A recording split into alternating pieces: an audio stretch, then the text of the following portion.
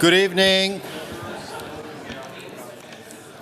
Good evening and welcome. It's my great pleasure to welcome all of you to the very first lecture of the semester, and it's great to see so many wonderful, well-rested faces before the beginning of the semester. When I saw the poster, which is for Farshid's lecture, and it says Farshid Musavi MArch 91, I started calculating the years, 91, and I remember that the first sort of proper encounter that Farshid and I had was probably in the year 1990, so it's exactly 25 years ago that we were together on those trays upstairs, and she was a great TA, and I remember that she was very, very focused, very tough, and very talented, and I'm glad to report that nothing has changed in 25 years. I think after Farshid finished her studies here at the GSD, she worked for a number of firms, and I think it wasn't too long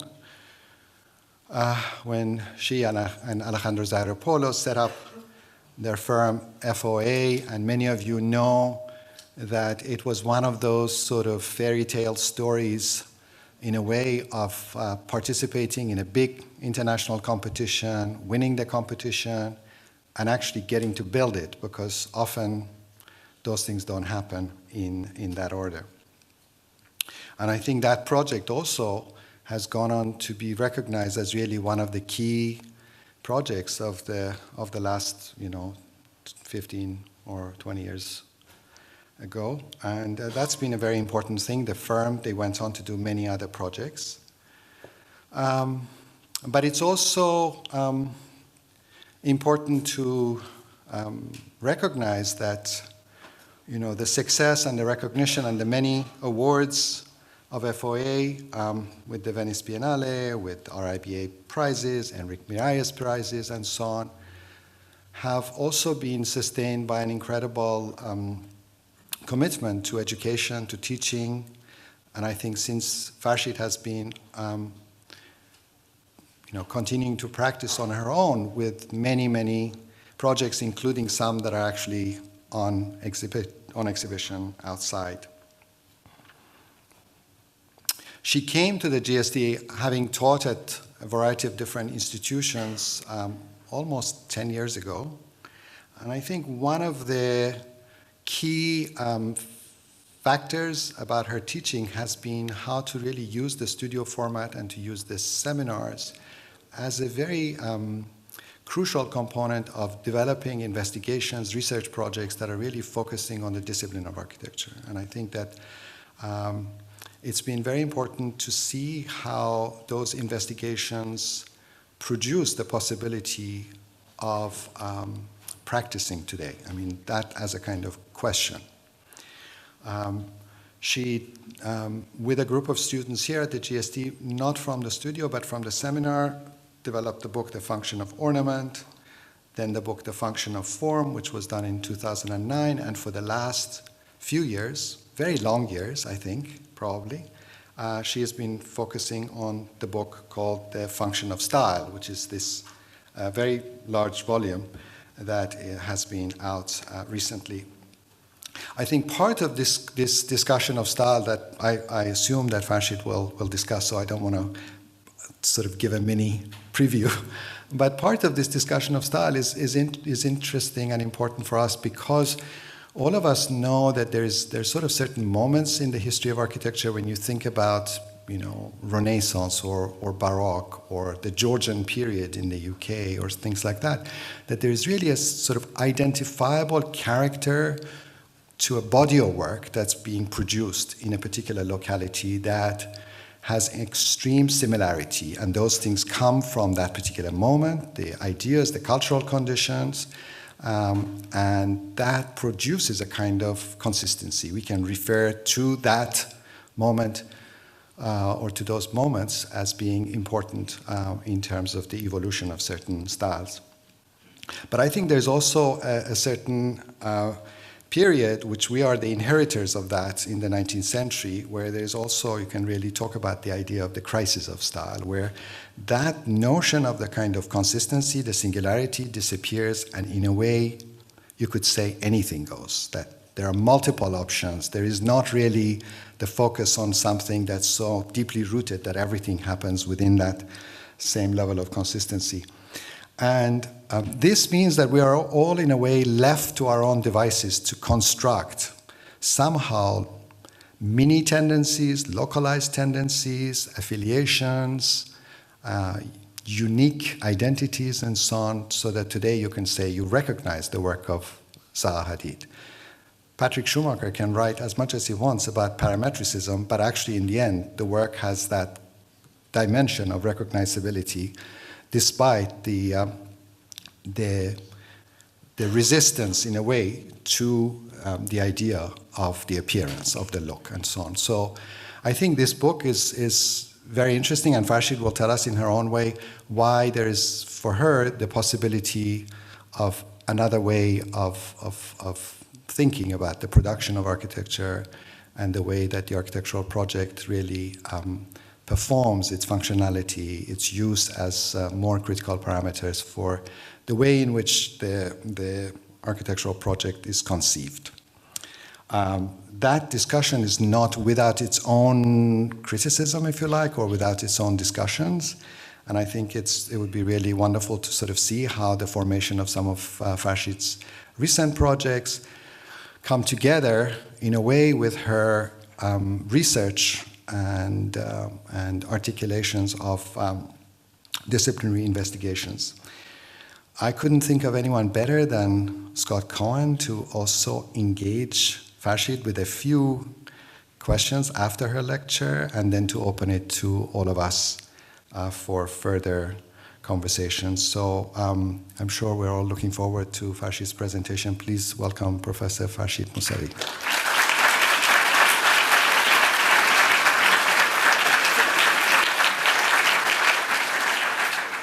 Thank you. Thank you very much to all of you for being here.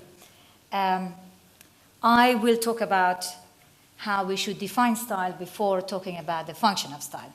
But first, let me say that by function, I mean agency, not utility. So the function of ornament can also be read as the agency of ornament. And the function of form can also be read as the agency of form. Style relates to the way we arrange buildings. But when discussing the function of style, we are asking what is the agency of style as objects in everyday life. The agency of human subjects in everyday experience has been discussed in the field of phenomenology in terms of how humans gain access to the being of objects. This being is assumed as either already existing, such as matter, or being governed by natural laws, or as having a metaphysical reality, such as God and so forth.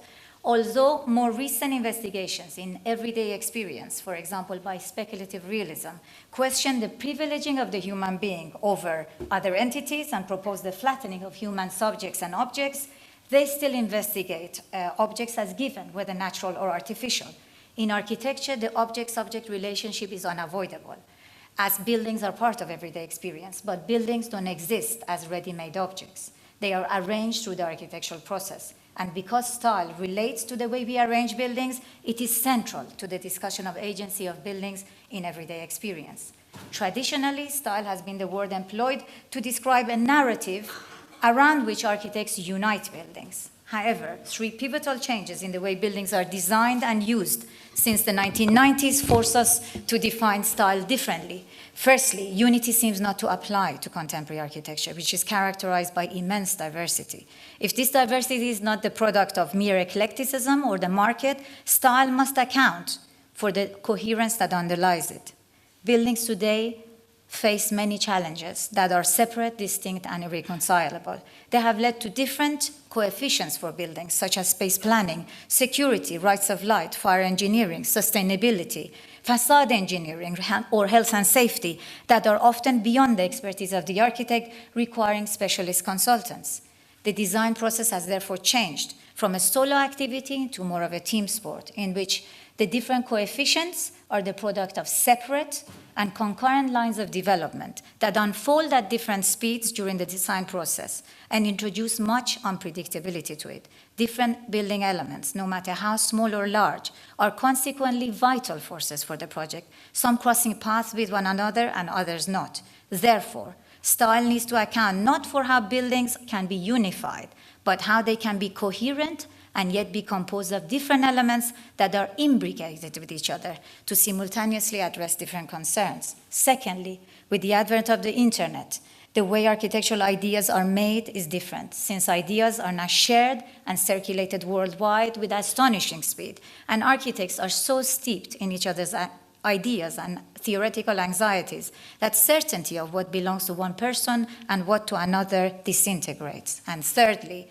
again, because of the internet, the way the buildings are used has changed since many everyday activities and events that used to happen in buildings, such as shopping, reading a book, or watching a match, are now easily accessed online. But since these online activities are all reduced to the uniform context of a screen, independent of time and space, their experience has become very similar, whether reading different books or buying an item of clothing or watching a sports match. To complement the uniformity and the ubiquity of engaging with everyday activities online, buildings must exploit their unique spatio-temporal natures to generate the possibility for diverse types of encounters between people and activities which buildings house. For example, libraries, in the wake of e-books, have changed from inward-looking book repositories solely for quietly taking out and consuming books to open and differentiated spaces that encourage people to construct different reading and learning habits, while schools,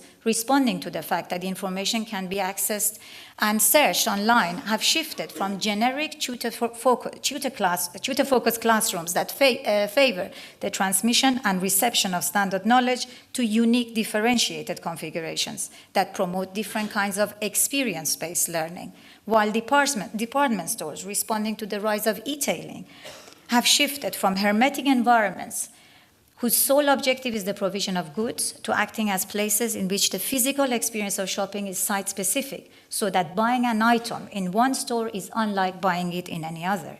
While offices, rather than declining in the face of email and conference calling, have shifted from the one-size-fits-all arrangement of tailor stays to create efficiency to include different types of interstitial spaces that promote knowledge construction through chance encounters and serendipitous knowledge exchange. Therefore, the agency of buildings, or their ability to act, resides in how their actual presence informs people's experience of their everyday activities and thereby makes a creative contribution to everyday life. To think of style in relation to people's everyday life encounters rather than their understanding of the narrative underlying it is to deviate it from the traditional uses of style to unite buildings to represent the personality of its architect or author, its geographical location, or the time it belongs to. For various reasons, these uses of style are now redundant.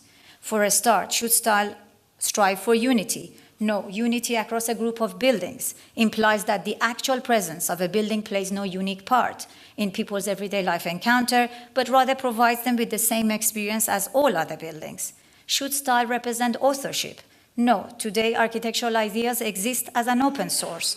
The overzealous protection of an architect's ideas as a signature or autonomous domain inhibits the migration and circulation of ideas and the consequent development of new ones, rethinking what is now labeled as copying or imitation, as sharing from a common pool, as is often done in the field of music or has been explored by the function books, will allow us to detach style from being fixed to an author and treat it like an open source or a rhythm which has no beginning or end. It is always growing from the middle, evolving in different directions by different architects. Should style represent nationality? No, because in today's world of extensive free trade, increased mobility of capital, the rise of transnational corporations, and the increased mobility of technologies, materials, and designers, strict boundaries between nations have been eroded, like the style of the modern bicycle. that has evolved in the hands of different nations ever since its inception. We need to approach the style of buildings through the idea of singularity, that any style can be adopted by any nation and changed to generate new, unpredictable styles. Should style represent a period of time? No, because time is not divided into periods in which everything is fixed or frozen. Today, as I mentioned earlier, buildings are subject to different external and often conflictual causes, which means that they evolve through separate, equal, and concurrent lines of development that unfold at different speeds during the design process, which may take anywhere between 1 to 6 years. Enhanced levels of security may require imminent changes to the entry sequence of the building early in the design process, whereas new environmental regulations may necessitate changes to the envelope design midway through the process. And the election of a new mayor every 4 years could imply change in the space program, a budgetary change, or even the building location. Now, the organicist model in which each element or part obediently serves the whole in a vacuum is clearly out. Like the M16 rifle, the challenge for an architect today is to conceive of buildings not as unified wholes, but as a confederation of elements, which we can call an assemblage or manifold, with a particular kind of arrangement and grouping that introduces an effectivity to them without reducing the independence of the elements so that they can be changed during the design process. Having discarded the representational narratives that historically define style, what remains in people's experience of buildings is their raw presence or thisness, which their diverse individual elements with their colors, textures, shapes, and forms together produce. Severe limitations indeed, but for the architect, they hold the secret to a new way of working, which involves assembling the larger and larger number of elements and things which buildings are divided into in new ways without the constraints of representation. Each assemblage gives a specific propensity to the building elements, which manifests itself as a cluster of affects. A gate introduced in the perimeter wall of a building may transmit closure and traversability. The asymmetric location of a window in a bedroom may transmit invisibility and openness. Full-height glazing of hotel rooms may transmit transparency and exposure. Handrails located around museum exhibits may transmit visibility and untouchability. Or skylights in a train station may transmit transparency as well as protection. In order to investigate buildings in relation to questions of agency, we must then ask not what its style stands for, but in what way is it active in everyday life. Here, for instance, is the Smithsonian East Wing by I.M. Pei, where unlike on the inside of the museum, where people are discouraged from touching its precious artifacts, the exterior of the museum is designed with blade-like corners whose affect of sharpness is so inviting to touch that visitors have worn their edges away. Similarly, at the Guggenheim Museum, the lowness of the handrail invite people to recline on it, with the result that people who might otherwise pass quickly through its ramping galleries as if they were walking along the aisles of a supermarket, stop and lean on the handrail while they look at the art. While in the case of FOA's Leicester Cineplex, the reflectivity, glare, and deformation transmitted by its mirror stainless steel rain screen cladding means that rather than ignoring the Cineplex, as is often the case with such inward-looking buildings, at a couple of points around the building, passers-by stop and salute the building systematically, no matter what sex or age. There is no reason that people should respect this building. This was certainly not part of our brief as architects, nor was it a cultural response that we hope to evoke. Rather, like the handrails which stop people falling into the Guggenheim atrium, or the walls which shield the Smithsonian galleries from the elements. The envelope of the Cineplex is a consequence of the practical demands for dark interiors, as well as the desire to generate affects that would disrupt the conventional encounter with this kind of building in the city. What is going on here can't be reduced to either the agency of the object or the passers-by subjectivities. It is produced by them together. It is caused through their encounter. The traditional representational approach to style is based on an anthropocentric conception of agency that assumes that there is a direct road from the act of looking at a building and the fact of understanding it, as well as a concordance between the sensibility of one person and another. which we know doesn't exist. Recognizing that the aesthetic experience or encounter between people and buildings is a co-production brings us closer to an anthropocentric conception of agency. That is, when different people with their own unique subject positions come into contact with a building, they encounter some or all of its affects, which result from how its different elements have been styled or arranged. For example, a residential building may transmit affects of flexibility, transparency, and differentiation inside, and scalelessness and privacy outside. Some people may only experience the building as it passes by, and others who live in it may encounter all of its affects. Through these encounters, people construct their unique, experience-based knowledge of the world. So we can define style in the following way. Style is the agency given to the elements of a building through their specific arrangement. It manifests itself as a cluster of affects that spreads directly from the building and influences the kind of assemblage that people will form with it as they take part in their everyday activities, like residing, working, or watching movies. Consider the interior of a cinema. When a certain way of arranging one of its elements, such as its seats, is repeated over and over again, a convention emerges. The seating arrangement in cinemas then becomes a type or typical, leading to a typifying a perception in those going to watch movies. The activity of watching movies in this way, this seating arrangement dictates, acquires a naturalness, so that people begin to watch movies in this way unthinkingly. Whereas if the convention of seating arrangement is changed, made different, and a cinema no longer conforms to people's expectations, it becomes conspicuous. And even if it is just for a brief moment, they have to think about it and work out how to use it. In other words, the introduction of a stylistic shift away from the typical cinema creates an awareness or a surprise about the cinema which people would otherwise not have noticed. When discussing subjective experience, Heidegger and Levinas referred to surprise as a rupture in the experience of objects that helps humans decipher the transcendent and beyond. However, we know that the source of change or surprise in this instance is the result of the efficacy or the creative agency of the architect.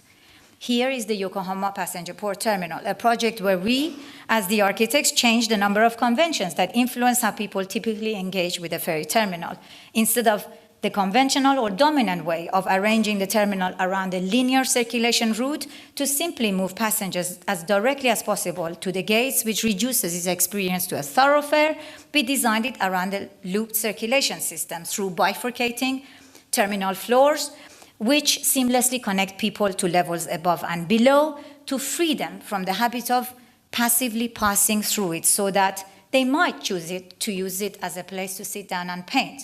Therefore, by disrupting the conventions associated with the building for traveling, we generated a presence or style for a ferry terminal that frees individuals both from their previous preconceptions, traveling preconceptions, as well as so that they can creatively respond to it. The philosopher Jacques Rancière argues that the significance of aesthetics lies in the fact that what can be apprehended by the senses determines the possibilities for the participation of individuals in daily life. For Rancière, politics is a disruption or dissensus in conventionally perceived or prescribed spaces to make that which did not possess grounds to be seen, seen, so that active encounters replace passive participation. We could then say that by making the conventions of how everyday activities are arranged unfamiliar, architects disrupt or resist the way bodies of individuals are supposed to fit those everyday activities, and in doing so ground style in the micropolitics of everyday life.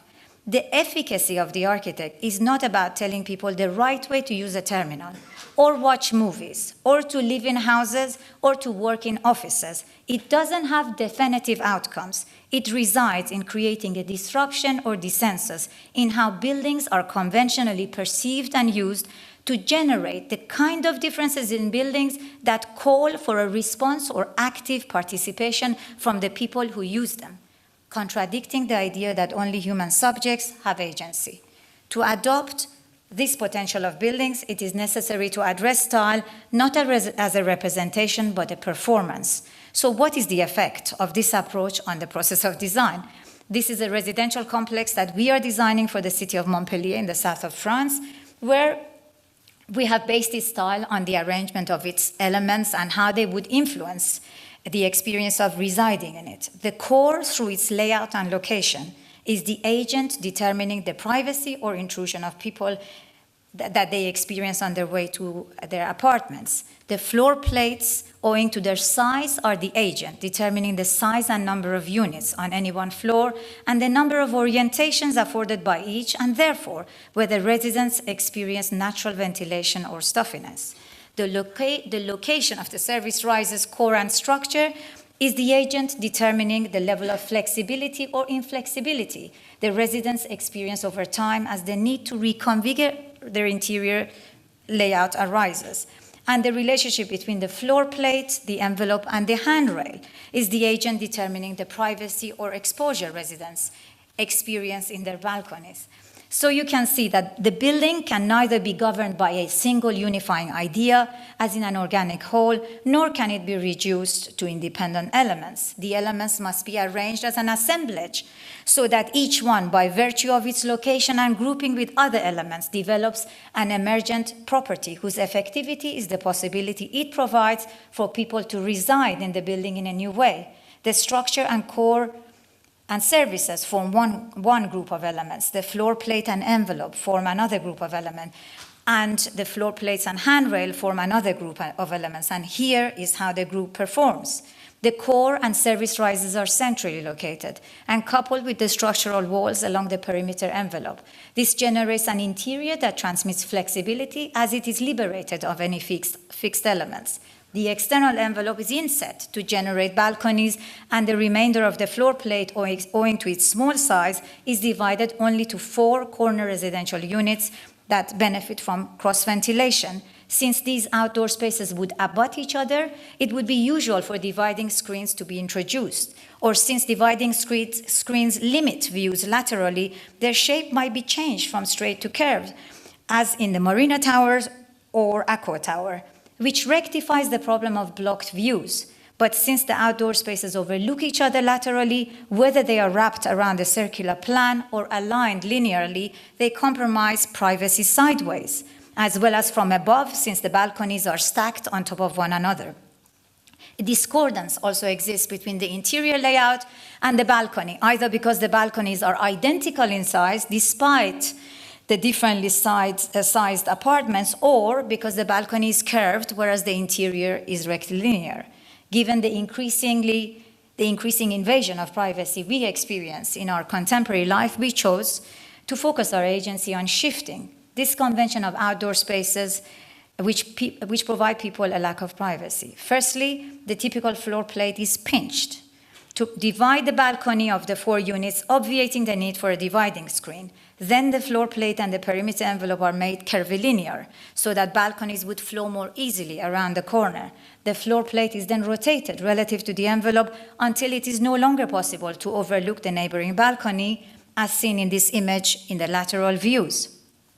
In order to reduce the overlooking of the balconies vertically, the position of the balconies are shifted from one floor to another. This generates floor plates that are not identical to each other and transmit affects of privacy, diversity, multidirectionality. It also doubles the vertical distance between the balconies so that the overlooking that conventionally occurs when balconies are simply stacked is minimized, as the balcony below is always 2 floors down. To minimize views down even further, the handrail is mobilized as an agent relative to the balconies that are visible 2 floors down, a condition that is found along the red lines of these plans. So plans of some handrails of some balconies must generate a gradient of privacy along their length. In a residential building, the handrail must typically perform 2 contradictory roles: to allow maximum views out of each balcony and minimum views in from the exterior. And in our case, the third one of enabling minimum views down to the balconies below. The profile chosen for the handrail support and its distribution can play a significant role in performing these roles, as indicated by these 4 types of handrail supports and the different percentages of views in and out they enable. Views in and views out do not vary so much whether the handrail support comprises one line of support with rectangular profiles or two lines of support with circular profiles. But when the two lines of support are offset, views in are reduced while maintaining the transparency out. And if the spacing of the support is densified in certain areas, the handrail can minimize overlooking down. This assemblage of floor plates, envelope, and handrail generates two types of private balconies: a single-height balcony with an exterior curtain for additional privacy, and a double-height balcony, which is found in different orientations along the height of the building due to the rotation of the floors, therefore providing many options of outdoor space based on size, shape, type of view, and sun exposure. Therefore, approaching the building as an assemblage, we can see it can provide its style with different kinds of agencies. The agency to shift people's experience of their interiors from interior-exterior discordance and possibly stuffiness to interior-exterior concordance, which encourages indoor-outdoor living and cross-ventilation, and the agency to shift the experience of balconies from exposure and homogeneity to extreme privacy and diversity. Now, the building isn't finished yet, so it is impossible to know what impact these effects will have on the people who will live in the apartments, but it is inevitable that the encounter between people and a new kind of balcony in the apartment, an open, extremely private space, will prompt creative responses from residents, since there is no precedent for this kind of outdoor space. The style of office buildings can also call for active participation from the people who use them. This is 130 Fenchurch Street, a 19-story mid-rise office tower we are working on, located within the eastern cluster of tall buildings in the City of London, an area which fosters urban synergy or knowledge spillover between financial trading firms, formally and informally. This means that the public realm between buildings is in intense use as traders move between headquarters. So the project raised two questions for us.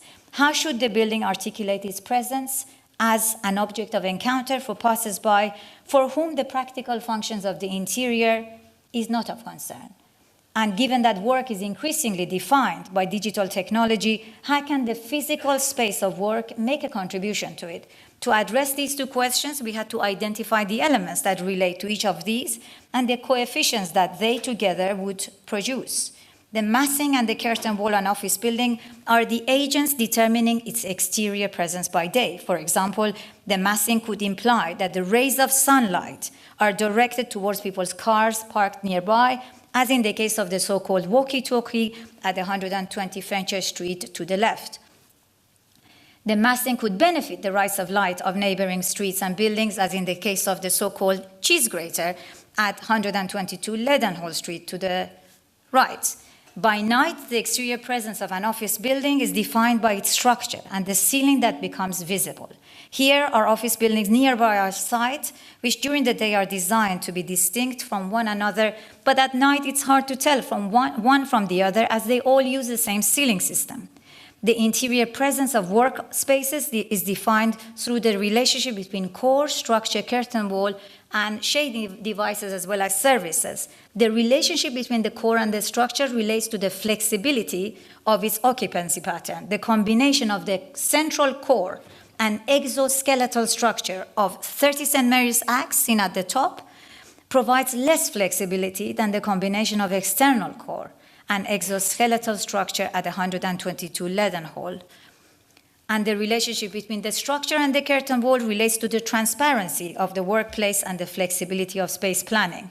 Just like a residential project, the building can neither be governed by a single idea, as in an organic whole, nor can it be reduced to independent or discrete elements. It must be conceived as an assemblage in which elements, by virtue of their location and grouping, can develop different emergent properties. The other advantage of this approach is that certain elements can continue to develop over a longer period of time as needed. For example, the core of our building is still being reappraised and developed. We began by addressing the presence of the building in the city, since this is first needed in order to obtain planning approval from the City of London Corporation. Most mid-rise buildings in the area have a stepped massing to disguise their scale from the street level, but there is no need to disguise the mass of the building on Fenchurch Street, since Fenchurch Street is continuously bending and narrow, so the building mass will always only be seen partially along approaching streets anyway. Since stepping would have almost no effect on passers-by, our massing strategy is based on pure extrusion, and therefore the element that will have agency in shaping their encounter of the building will be its curtain wall. Conventionally, curtain walls are assembled independent of the load-bearing structure in order to appear transparent, yet they are never transparent except perhaps at night, because the curtain wall includes horizontal and vertical caps or mullions, silicone joints and expansion joints, as well as different shading devices which appear darker than glass. Consequently, a grid appears that transmits affects of efficiency, which perhaps belongs more to the Taylorist days than today. During the day, the glass curtain wall is reflective, which is meant to integrate the presence of the building into its context by mirroring it, but instead generates a sense of anonymity and disappearance in the building. We wanted to shift the presence of 130 Fenchurch Street in the city away from these conventions of transmitting efficiency, anonymity, and disappearance, which are not desirable any longer. Therefore, firstly, rather than assembling a curtain wall with flat pieces of glass, it is assembled with concave ones, which are varied in scale to accommodate the irregularities of the site footprint and generate variety in people's experience as they move around the building. Secondly, the curved glass panels are assembled with a structurally glazed reveal, replacing the conventional appearance of frames with a shadow reveal. Instead of simply mirroring its context, the fluted curtain wall will compress reflections of the context into each one of these segments, and new images will emerge. Thirdly, in order to simplify the color and tonal range of reflections into a subtle gradation of tones, the glass will be frit to appear black, similar to black glass used by painters in the 18th and the 19th century to turn from geometric to physiological optics. The black frit will not only reduce the tonality of reflections and the reflective qualities of the glass, it will also absorb the dark shadow reveal between the glass panels, turning the repeated images into a continuity. The tighter the fluting, the finer will be the grain of the image. The variation of the curtain wall, as well as the simplicity of its extruded shape, will be at odds with the stepped neighbors or sculptural nearby high-rises, and will engage passers-by to explore all of its edges as they move past the building. Whilst its serrated rooftop will reinforce the building's presence and distinction against the sky, here their focus will be lifted upwards, unlike a conventional flat curtain wall that almost disappears against the sky.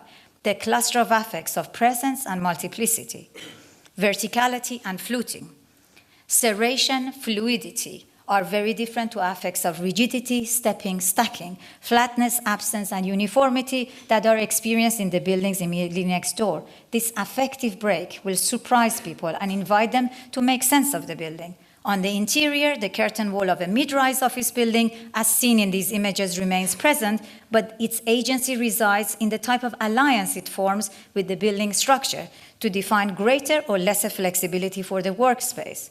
The structural frame of a mid-rise building is conventionally designed at 9-meter spacing. At this span, the columns are very large, which is a challenge for office partitioning. Instead, we have designed the structural columns at 3-meter spacing so that they would appear as part of the curtain wall. At this span, the columns are substantially smaller and fit within the depth of the curvature of the curtain wall. This frees up area taken otherwise by structure and optimizes the interior for partitions if required. In addition, the 3-meter spacing of columns will perform like interior brise-soleil along the west facades by stopping the afternoon sun from coming in at low level and therefore avoiding glare in the workspaces. On the south facade at midday, the sun will be shining straight through to the space. In this case, it will be the frit acting to filter the light, mitigating glare. The alliance between the structure and the curtain wall, however, has emergent aesthetic implications too. Inside, the conventional 9-meter spacing of columns places the emphasis on structure, whereas the even distribution of columns at 3-meter spacing places the emphasis on the space. And outside, along the frontal views, instead of large columns at 9-meter centers and the floor slabs, the presence of the smaller vertical structure at 3-meter spacing dissolves behind the recessed mullions. Along the oblique views, however, the depth of the columns inside will partially interrupt the views in. The center of each glass panel, marked in red, are where there will be clear views of the interior. With this in mind, the black frit is graduated from densest at both edges that sit in front of the structure to total transparency in the center of each glass module. Here we see half of one of the glass modules.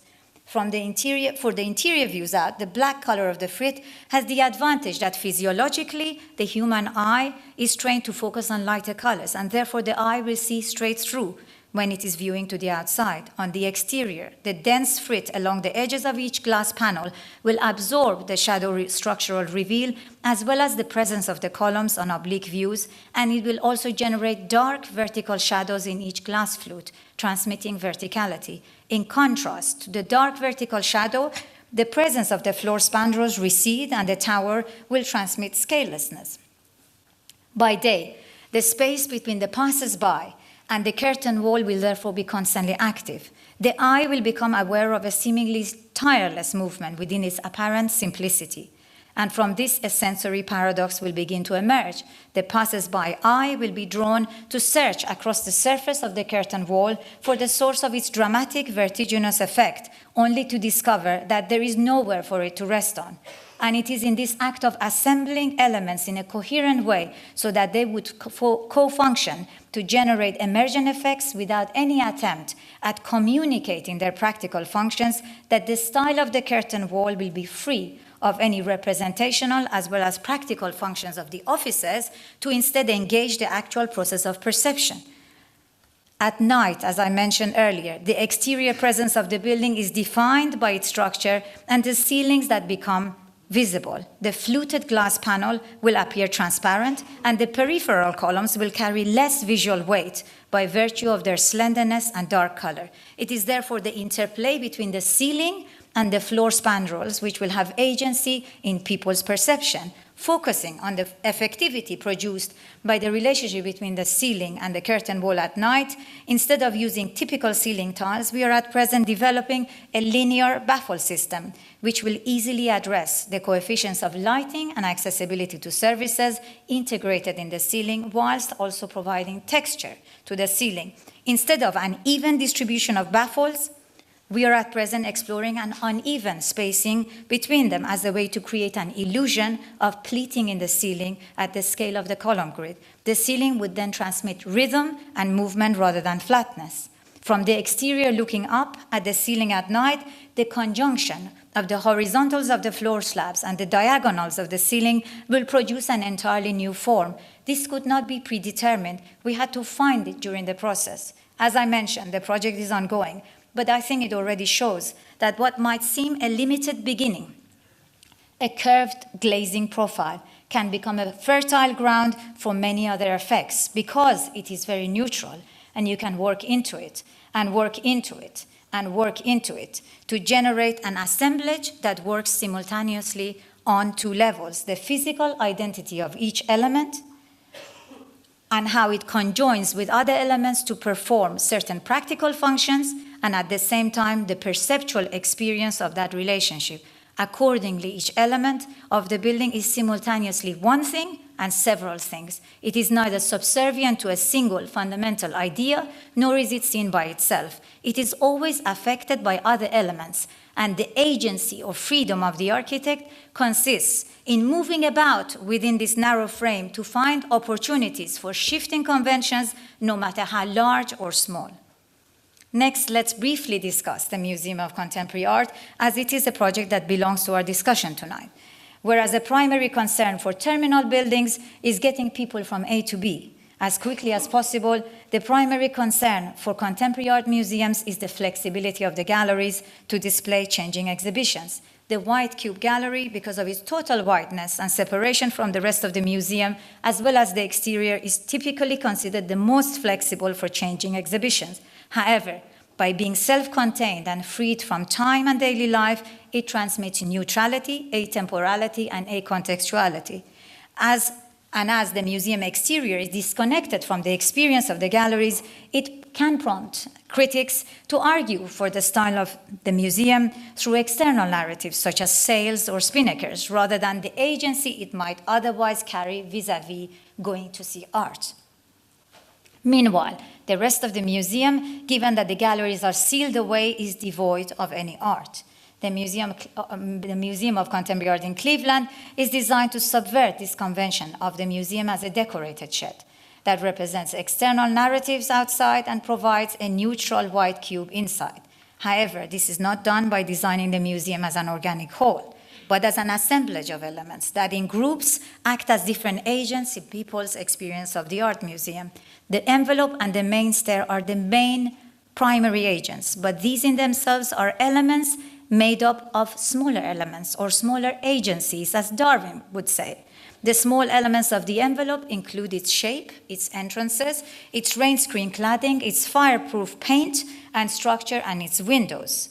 Its shape, generated through a compact hexagonal entry floor rising to a rectangular roof, allowed us to locate the building in the corner of the site, leaving space for a plaza in front into which museum events would spill out during good weather.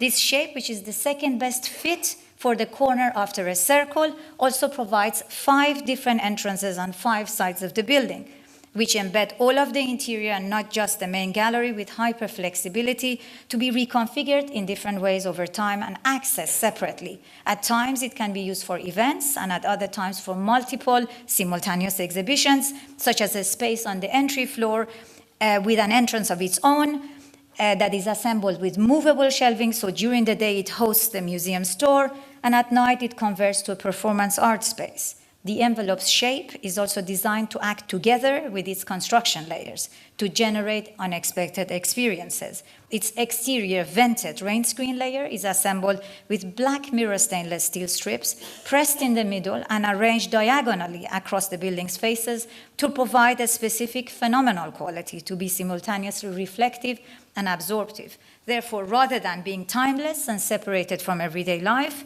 it catches the light and reflections of the physical context of the museum, as well as changing human relations, and generates different unexpected effects.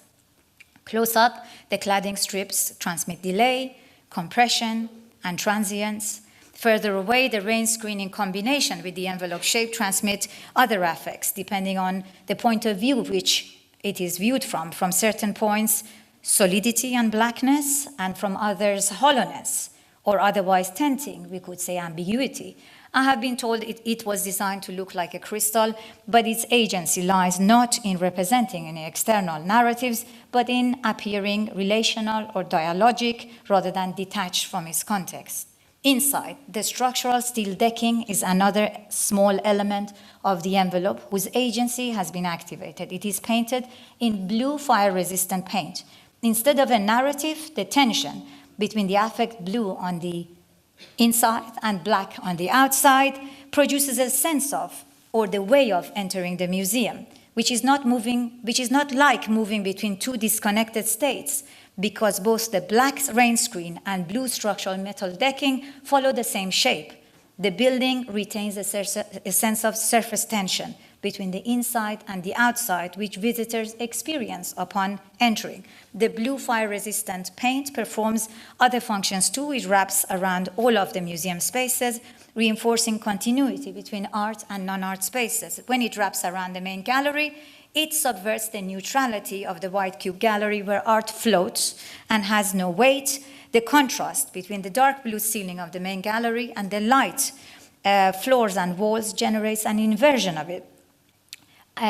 of the gallery interior as exterior, in which the ceiling transmits a sky-like affect of boundlessness, and the space below transmits an affect of weight due to its contrasting brightness. Finally, MoCA's windows form another small element or agent of its envelope assemblage. They are arranged as long strips, irrespective of the location of the floors inside, and diagonally orientated, following the orientation of the exterior rain screen cladding. In combination with the envelope shape, they transmit an affect of movement and scalelessness. On the inside, the windows are mobilized to create a different affect, to disrupt to the assumed incommensurability of the white cube interior and exterior, typically celebrated by carefully framed windows. The window reveals that MoCA are clad in mirror stainless steel to displace the depth of the gallery walls with the lateral views of the exterior. The inside and the outside create a new act that shifts constantly, bringing a sense of time, constantly changing into the galleries, or an affect of temporality. The stair is another agent in changing the conventional museum experience. It is designed to both provide access and subvert the typical separation between art and non-art spaces. What appears as a single staircase is in fact a double-decker stair, an open stair stacked on top of one of the egress stairs to save space, but also to provide not one route to climb the museum floors, but 10 open and closed ones, which are intertwined with art. The enclosed egress route is designed as a sound gallery, subverting the idea that an egress stair is only used in the case of emergencies. It is painted in yellow to dematerialize the sense of space and focus attention on sound, while the upper route is designed with wide landings to act both as a social space as well as a performance space. The stair is extended above the top floor gallery to enable visitors to look inside when it is closed for setting up exhibitions, thus expanding their perception of the museum beyond the space of display to include the production of exhibitions. I think we can conclude that a specific arrangement of MoCA's elements, its stair and envelope entrances, rain screen cladding, and interior fireproofing define its style, trajectory, or elan as a museum, a contemporary art museum that transmits flexibility, temporality, transience, boundlessness, scalelessness, relationality, and dialogism. Just to finish, with a smaller project, the Victoria Beckham flagship store in London, where we were asked to design the store on 3 floors of an existing building. Like most brands, Victoria Beckham has an online shopping platform. So this project raised the following question for us. How can the style or arrangement of its shopfront, ceilings, floors, stairs, and display systems generate a site-specific shopping experience? The shopfront is usually arranged at a display space separate from the interior, which, as in a market, focuses on transmitting choice, with display systems that transmit permanence and predictability over time. To shift customers' experience of shopping away from these conventions, we focus on the various elements of the store as well as people's perception as material to work with and how they might generate a variety of experiential moments that invite different types of encounters in time and space, like different propositions. The shopfront is designed as a window, partially in glass and partially in a concrete sash window, with no merchandise on display, so it would function with the space inside and activate the sense of the store from the exterior, less like a market and more like a gallery. When customers approach the concrete window, they are presented with the surprise that what appeared as a sash window that usually slides vertically up and down is a sliding door which effortlessly slides to the left. The accessory wall for handbags immediately behind the shop front is designed to change the perception of this space over time. Its long shelves are retractable to allow the store to vary the amount of shelves and handbags on display or to completely remove them to allow the space to be used for other events. The ceiling is clad in mirror stainless steel, so it would draw customers to view the top of handbags that are reflected in it, which is often the most interesting. And to create a virtual double of the space, people are engaged in a process of working out where exactly is the actual ceiling line or how tall is the space in actuality. 2 staircases connect the entry level to floors above and below. Their opening is made or arranged smaller than the stair, generating a partial ceiling for them that shows everything up and down or upside down and provides an uneven headroom. This alters people's perception of the staircase as merely practical. The stair is a room of its own, in which accessories and clothing and different artworks are displayed over time. Meanwhile, in order to engage customers in a sense of upward expansion, the ceiling of the floor above, seen here to the right, is designed as a lightweight concrete coffered ceiling. This use of coffered ceiling, incidentally, has a long history in the modern art gallery, concealing the mechanical and electrical systems. But here it is used to support a movable system of chains for hanging clothing too, subverting usual clothing displays. Clothing can be moved to different locations, like movable walls in a gallery, or entirely removed to convert the store into an event space. The alliance between the hanging system and the ceiling has other implications in the shopping experience. Typically, customers need to put down their handbags, to pull the hanger off a rail and use both hands to view a piece of clothing front and back, or to hold it with one hand and pull the price tag out with the other. It soon becomes quite an awkward exercise. The chain system allows customers to pull out the chain and rotate the clothing in 360 degrees with one hand while they continue to carry their handbag with the other. It injects playfulness into the shopping experience, challenging the convention of a shop as simply a market focused on choice. To further make the perception and experience of shopping site-specific, the counters for folded clothing and small accessories are designed in mirror stainless steel to turn them from floating objects to objects that are immersed in their environment. Consequently, the experience of shopping for knitwear or small accessories is inseparable from the space that surrounds them.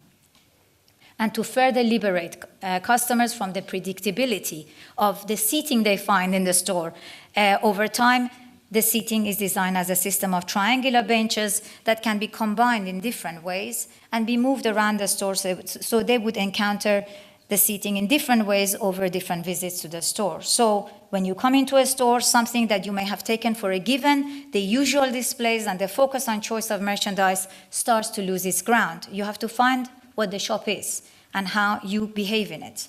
This example of how we mobilize the different elements in a shop to create shifts in the traditional encounters people form with shopping is an example of how style can be given agency. So what is the consequence of this approach to style as agency when it is adopted by all architects? To answer this question, the Style Book brings together projects from the 1990s to the present, and some from earlier in the 20th century. They are drawn in a similar manner and grouped according to the activities they host to identify their similarities and highlight the differences, because it is in these differences that moments of dissensus are located and where architects have chosen to exercise their agency. The larger consequence of this approach to style, as I hope these slides show, is not incoherent diversity, but the diversity underlying which is a network of projects that are related to one another but discontinuous with each other at the same time. Each project appropriates conventions set by another project and shifts it to make something new appear in the encounter between people and their everyday activities, and in doing so, uses style as an agent of change. This process of appropriation, which is inevitable, then becomes a disciplinary tool for architects to engage the micropolitics of the everyday. We can leave these slides now running while I answer any questions you have. Thank you.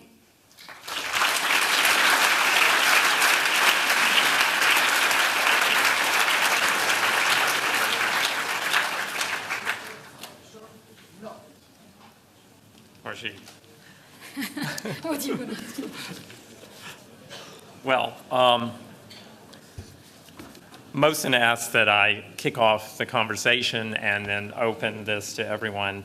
I was struck by the way in which you articulate the field today as a kind of collection of conventions and systems of a certain consistency versus what it seems your commitment is, which is to introduce disruptions, to actually produce exceptions and unique occurrences or unique types of synthesis of those systems so as to call attention to them, as you said, to ask for active participation by breaking the conventions. It reminded me a little bit of it seems to have some parallels to the interests that were developed, the kind of interest developed in the Koolhaas Elements exhibition in Venice, though there is a difference. I mean, his exhibition, it seems to me, was a kind of functioned as a kind of showstopper, as it were, breaking the tradition of the Biennale, which was usually to kind of exhibit new and extraordinary works today, and instead he wanted only to introduce the elements that we have inherited, things that are given the intractable aspects of architecture, things that were not to do with any innovation or any synthesis. In fact, taking architecture apart and making it everything except for the synthesis. Of course, they're not projects, they were just a collection of examples of things. And you, of course, are bringing them together in built works. So it's a very different problem. But I'm curious to hear how you reconcile, I think somehow you are interested in that kind of way of looking at things that is somehow manifest in that exhibition. No, I think But let me Rem hear about started that. being interested in the kind of thing I've been doing since a long time. Yeah. I think it was very refreshing to see Rem have faith in architecture again. Obviously, I respect him enormously. I think that the Biennale is always a kind of a challenging exercise. I welcomed its kind of what it was taking on. I personally think that its shortcomings is that it, if I can say it strongly, failed to make the argument architectural. Because I think from my experience is that actually the elements today, the architectural elements, the actual individual elements are very much a collaborative investigation between the architect and many, many other experts that inform them. Architecture is the way you put them together. So I don't think the corridor seen as two walls and a space in the middle is what makes that significant, but where you locate that corridor. A corridor in an office building means entirely different to a corridor in a residential building and a corridor in a museum, which you rarely find. And where you locate it, what size it is, I think that's when these elements become architectural. Window frames or windows, it's not really the inventory of windows you have. We are inundated with that choice, and it will only grow. It's where you put the window. Mm-hmm. It's how many windows you have. It's what size they are. It's what view they enable through. This is when the window becomes a piece of architecture. And what I thought the Biennale didn't even begin to deal with was the assembly of the elements, which I think is architecture. But there's one aspect of it I think I hear in what you're saying, some sympathy with, which I think I hear in what you talk about, which is, it seemed to me that it was a critique of the endless proliferation of innovative disruptions. In a way, he is sort of trying to turn it into architecture into a kind of a field of particles in which you can't understand it in any way relative to sort of the inflections that authors give to it. That is the voice of the individual architect. Instead, it's just this field of the elements, as he put it. And what I wonder is, do you concern, no, I would think you would, the proliferation of difference is the problem that he may have been criticizing. You, for example, have said you like to see these things going against the normative office building or going against many of the things that seem otherwise to just be banal and undifferentiated. All at night, the offices with the same ceilings and so forth. You would like to break it. Are you concerned, though, that with breakage after breakage, it collapses into a new normativity in which nothing can be seen as different? Or how do you handle this question of building the field of the conventional against which you break? Yeah, first of all, just to clarify, these conventions are not done by some dirty person. They are done by us architects. Yeah. We create conventions all the time. Gaunt Hall, a building I absolutely love, is a convention. It's already a convention, so we can take it and change it. When I say convention, I don't mean bad buildings. None of the projects in the Stylebook would be there if I thought they were bad buildings. So they are buildings we can learn from, and we can learn certain things. We can learn conventions of putting elements together in a particular way.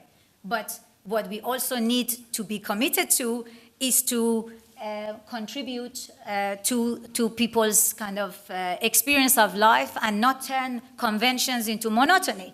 We create conventions every time we make a building. It's a new convention if you're an experimental architect, etc. And therefore, what we also need to do is to find a way in which we both carry knowledge forward, but also find a way to innovate. And, you know, I think there has been a lot of criticism of the 90s to present, not looking at difference, but saying everything looks similar. That's normally how people talk about the work of the 90s to now. It's talked about, oh, it's all similar, it's all similar. And I think the problem is that those people who say that are not looking at the right scale and are not looking at the work in the right way, because I think there are significant differences. You just have to look at them. It's a finer grain You have to difference. find them. And so rather than thinking that, since the 90s, the architecture profession was inundated with commissions, there was a boom in the building industry, and so architects lost their soul, and they didn't have a big manifesto to sell. I think we need to look closely and see that something really important was happening there. And architecture, I believe, completely changed. The way we work is no longer the way it used to be before the 1990s. And so the way we work is different. We need to react to these, and in order to be, let's say, carry agency, we need to work with the system, but to be able to also change it.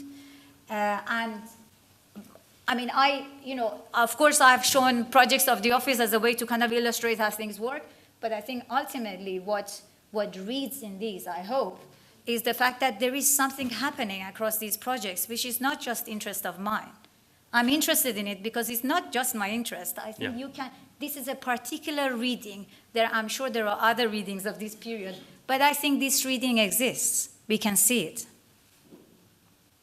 Well, let's open the discussion, because I think there have been so many provocative subjects already brought to the floor, and I know many of these are on many of the students and faculty minds, because they're in the discussion, they're in the culture of the school. The book is part of the culture of the school, given how many were engaged in it, and the other books before it. I mean, it really colors the studio culture, and so I think so many people here will have a number of thoughts about what's happening in the work that you're doing.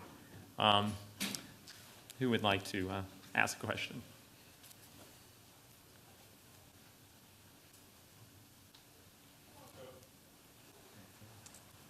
Oh, good. Okay. Hi, Farshid. I'm Steven. Earlier you said buildings face challenges and architects are faced with problems beyond their own expertise at this point, both with environmental, financial, legalistic. I was wondering if you could comment on what you feel like the expertise of the architect is now in today's practice. Assembling them together.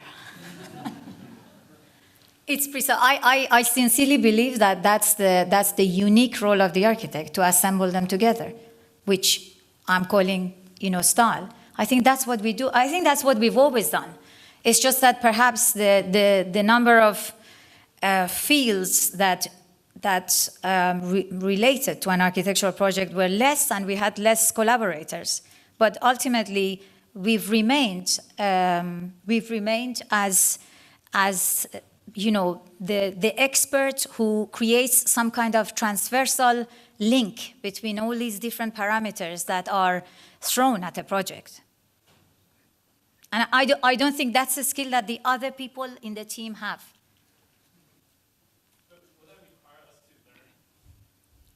But wouldn't that require us to learn about all the other extrinsic forces and disciplines in order to? Yes, as an architect, you need to know a little bit about all of it. You do. You need to know a little bit. If you want to ask the right questions and push, these different areas in a project, you need to know enough about them. So we are a little bit of a generalist, but we don't know the gaskets of a window as much as a window manufacturer.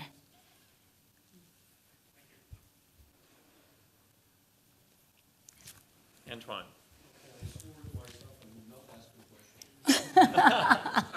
Yes, please.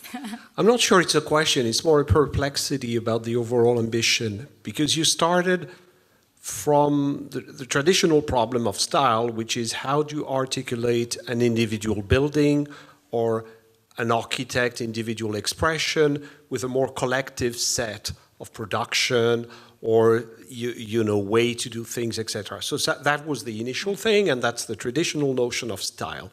But then when you move to your own work, it was more about being stylish. But no, let me be clear, it's because my English is clumsy. It's not about making objects which have a style of their own, in which it's no longer the problem of the relation of an individual building or an individual practice with a collective, a broader set of buildings or practices. It's about being stylistically interesting, and then when we go back there, we go back to the suggestion that there are connections between individual instances. So we're back to the traditional notion of style.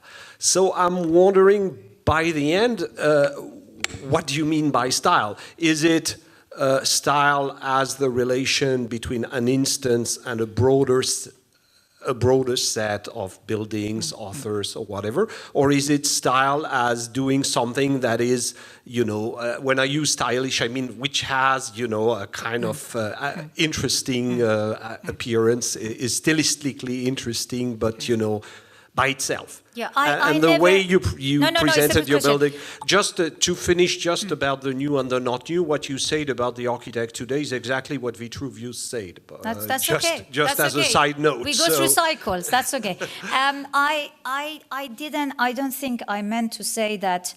I think there is a shared approach in these architects to style, but that's not a formal shared approach. And it's about a way to work, an approach to the kind of the way of putting together buildings and in what context you direct it to. So when I talk about the projects, I explain them against shifting conventions. So this is not about trying to look like other architects, but however, there is this conversation that whether we like it or not, ideas are shared. We are inundated with this sharing of ideas. So similarities appear. Sometimes they are conscious. We know, for example, that the work of OMA and Mies, there has been a long-standing dialogue, formally. Yeah, there has been a long-standing dialogue. It's intentional, which I think is interesting because it's about very, very careful shifts. That has been happening, for a very, very long time. Sometimes it's conscious and sometimes it's not conscious. But the idea is that in fact, I don't mean to say that projects are supposed to look similar intentionally. The intentional act is to actually make them look different because the general tendency is for them to be similar.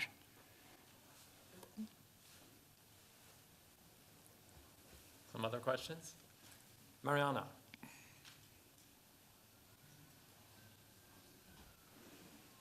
As you know, this year the Architecture Symposium focuses on the topic of organization.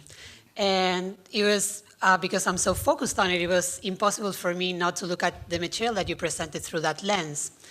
And one of the core ideas behind it is that the question of how architects put things together. And I think you talked directly to that question. But one of the issues that I'm wondering is that in how we put things together, for some people, this idea of organization could be related to function, how you distribute programs in a building. For other people, it could be the material itself, the relationship between the ceiling and the windows and the walls. But I think it also is related, for example, to how you organize the material in your book, right? And if historically this idea of organization has enabled perhaps for the discoveries of new paradigms in architecture as they emerge, I wonder what are your thoughts in the moment where all these elements or all these comparative processes make the buildings become equal? Because I think you're arguing not for the erasure of difference, but that somehow these newly identified relationships become visible and they produce something beyond where, the time when the buildings were made or the style that the architect was trying to produce. So the question would be, what are your thoughts in terms of how this idea of how you organize materials, how you put things together, go beyond the issues of style, and whether if they can actually produce new architectural paradigms, or if in effect they're actually going to erase them? Well, I think that this is, there doesn't have to be one. There could be many at different scales. But this is not something that I think will be, I would not advocate for a shared new single paradigm. And that's why I'm not interested in defining it. This process is about an open-ended resource for architects to take it into zillions of different directions. And I think our job is that creativity, is to be experimental and to be creative and to forever change what people have already experienced. This is the contribution we make. The ultimate paradigm, the one that is never going to end? Is never going to end? What do you mean by that? That if throughout history we can identify different historical periods or different paradigms, this new paradigm that advocates for this endless... Yeah, I truly believe that we will never go back to a single paradigm. I think architecture has reached a point where you can try to write one, a manifesto to say it's about this and that, but I think it's out of control for the better.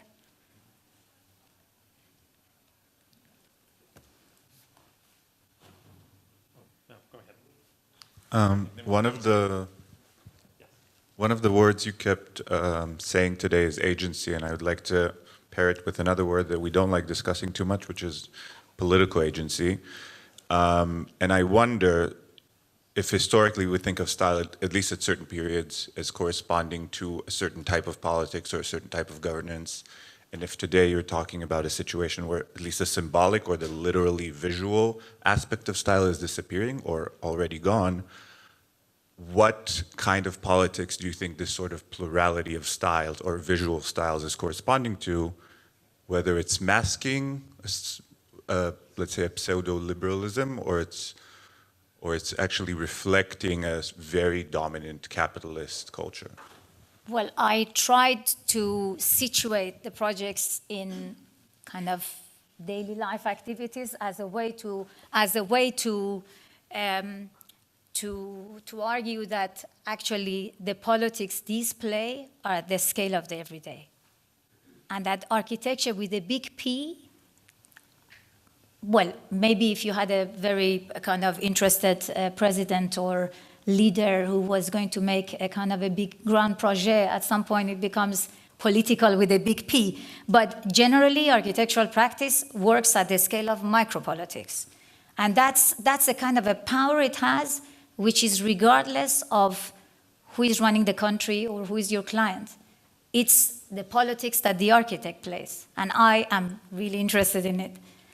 That's the politics, that's the kind of politics that we architects play, through the way we arrange things and through the way we generate platforms that condition how people have interfaces with different moments of their everyday. Imagine you're an architect and you're making 1 minute a house and you are deciding on their corridors, and these same people then walk into a school and you decide on how they relate to their fellow students, and then they go to a cinema and you affect the way they watch a movie. I mean, the amount that we have agency as architects is enormous. We don't need to go to external kind of conversations and try to plant on architecture other kinds of accountabilities, because I think it's ingrained, and this is not new. This is architecture ever since Vitruvius. And we shouldn't forget about that. And I think because we've been mainly since the 90s, the world events have thrown so many different pressures on life, on including architects, etc. We've had to find these kind of, we've also had to kind of focus on sustainability and focus on certain this and certain that. And it's fine, we need to develop areas of expertise, but I think architecture is not just those. Those other things continue as well along the line. It just becomes richer, more complex, more challenging, more also influential.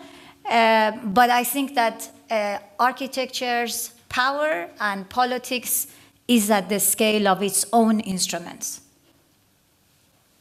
Back in that corner. Hi, Farsid.